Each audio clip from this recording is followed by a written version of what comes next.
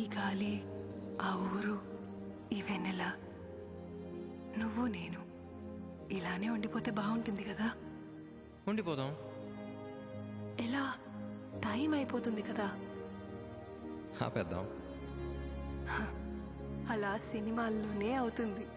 అయితే అక్కడికే వెళ్దాం. ఏ హీరో అలా ఎలా? ఓయ్ హీరోయిన్, ఇలా.